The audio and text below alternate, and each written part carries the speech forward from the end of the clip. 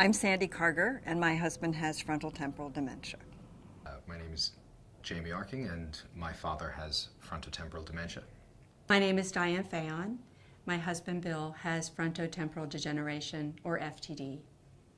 Frontotemporal degeneration, in fact, is not uncommon. It is the second most common neurodegenerative disease, and among folks with a younger age of onset, it's as common as individuals who have Alzheimer's disease. FTD presents in two different ways. One way is with a disorder of personality and behavior, and a second way is with a disorder of communication, something we call aphasia, where there's a problem with speech and language. At the Penn FTD Center, we have a compassionate, multidisciplinary team working towards improving diagnosis, treatment, and finding a cure for this debilitating condition. Bill was diagnosed in November of 2009, but of course we knew something was wrong 2 to 3 years at least before that. We used to take 3-mile walks every day, and he became obsessed with any dogs he would see along our route or little children. He would act silly, almost childlike himself, or he would talk to strangers, and it was out of the ordinary for him to be overly friendly in that way. That was one of the first memories I have of knowing something's wrong. He was a high school science teacher, and finally in March of 2009, I got a voicemail at work from his boss and said, "Can you come in and talk to me?" And I just knew that finally things were going to shift. The first thing was to get him to go to our GP, who he saw Bill. He gave him a physical, he asked him questions, and he said, "Bill, nothing is wrong with you. Just go home and listen to your wife." I was furious and so anxious. And I went to the nurse of the school, and she actually offered to help me find a good neurologist. And the neurologist said, "I don't know what's wrong with him." So this is crushing again. There's no answer. So we finally got to the Penn FTD Center and saw Dr. Grossman, and he diagnosed him with FTD. And I have to say, I laughed out loud. I was so relieved that it finally had a name. Many patients who come to the FTD Center have seen several doctors before and have had many tests, and this is because part of the definition of this disease is a progression or change over time. And it can be very frustrating for patients early in the disease course where a spouse or family member may notice the patient's just not themselves, but there needs time for the disease to progress and manifest before it can be clinically detected. When a patient first comes to the FTD Center, we obtain a complete medical history along with a physical and neurological examination. We use paper and pencil and computerized tests to evaluate cognitive abilities.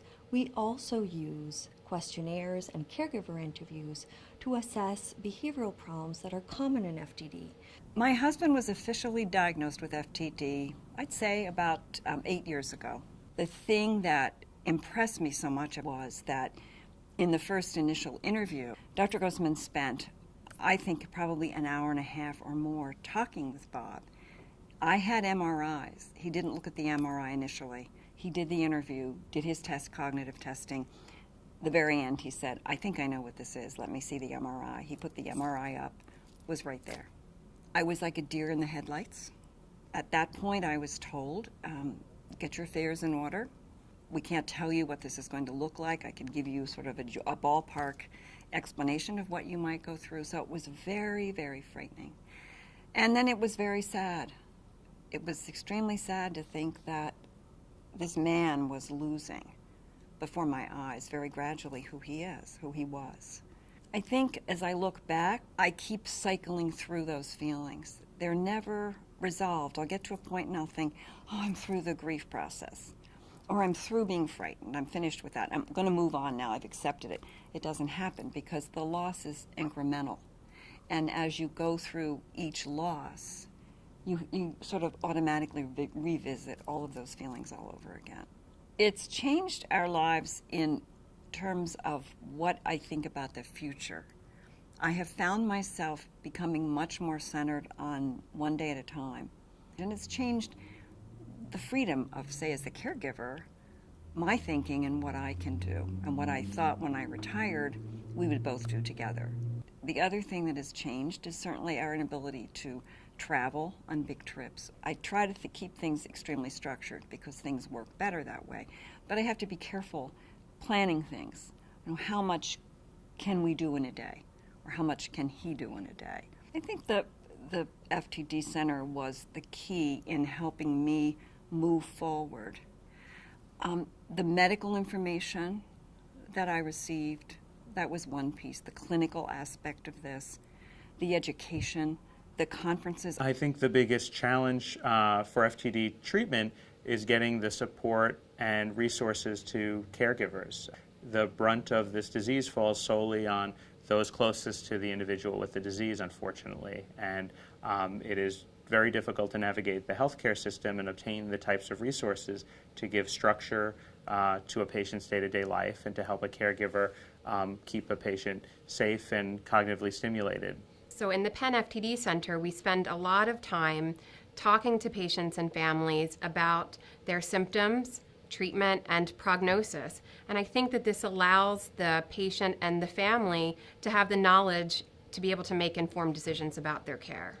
One of the ways that we educate caregivers on a larger scale is through our annual caregiver conference. So some of the topics that we include basic science information. We talk about new research findings. We talk about things like new diagnostic technologies. Most importantly, I think for the caregivers, this is an opportunity to meet other caregivers, to share stories about the caregiving experience. If I look back to that first conference I went to 8-9 years ago, compared with the last conference last summer, there's a world of difference in the knowledge. That's not happening everywhere. We are just so lucky that it's here. FTD is inherited in about 20% of cases, so you can imagine that families are often concerned about the risk for their children.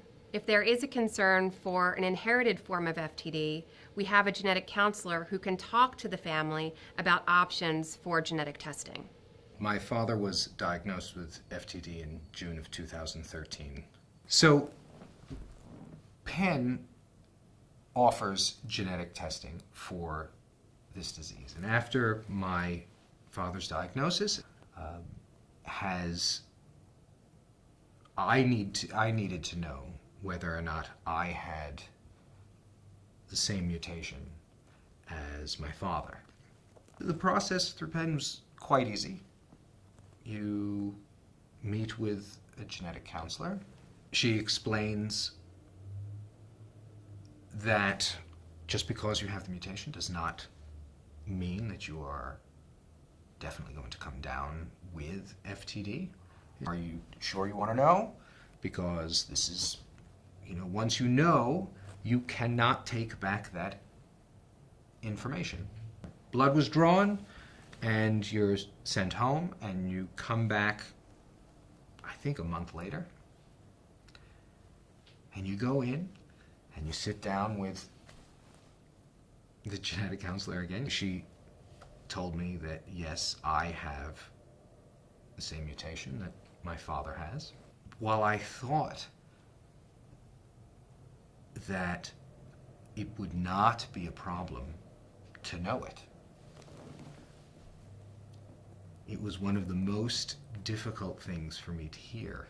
I've now known about this for quite some time and have made peace with the fact that it's there, and if it does happen, there's nothing I can do about it. I mean, I know that Penn is working on and is working on research to try and abate the disease and stop progression. And we're always on the edge of some kind of breakthrough. And Penn contributes to that. And one of the main reasons that I wanted to learn for myself is because I wanted to jump in on any clinical trials that Penn has going on. I want to make sure that I avail myself to those clinical trials so that, one, selfishly, I can be a part of something that is hopefully innovative and curative, and also to help, to do my part to help with the general knowledge base of what's going on with FTD. And Penn is an important part in that growth of knowledge towards the, hopefully, an FTD cure. Even though for my husband and a lot of the people that I know that are in my group, the cure is probably not going to be there in time. Someday it will be. And just knowing that, it's really hard for me to describe the hope and the comfort that comes from knowing that this gigantic body, this pool of people from all sorts of disciplines are working so hard on this effort. We are pursuing different methods for identifying biomarkers of disease. This includes using different imaging methods like MRI imaging and PET imaging, and doing different types of genetic testing, different biofluid biomarkers that include cerebrospinal fluid and blood. And we're interested in relating all of these to the proteins that are causing an individual's disease. About 85% of patients seen in the FTD Center choose to participate in the research program, and of those, about 40% of them choose to participate in the brain donation program. This is a very valuable donation because it allows us to determine the gold standard of what was causing an individual's disease so that we can retrospectively use that data to design better treatments to help the next generation of patients. Dr. Grossman and the entire FTD, his entire team, has been a resource of knowledge and comfort for me and for my family as we battle this disease. In the support group that I lead, I can tell you countless stories of people who've either moved loved ones here, who have been cared for in other places, or people that just haven't ventured to Penn. People are over-medicated, they're getting the wrong medication. It's a world of difference. The staff at the FTD Center are so kind and understanding and helpful. I feel like I can call them at any moment with questions, and I have, or send emails, and they've helped me maneuver and navigate this uncharted territory, and I'm just grateful that they're there. It's a lifeline for me.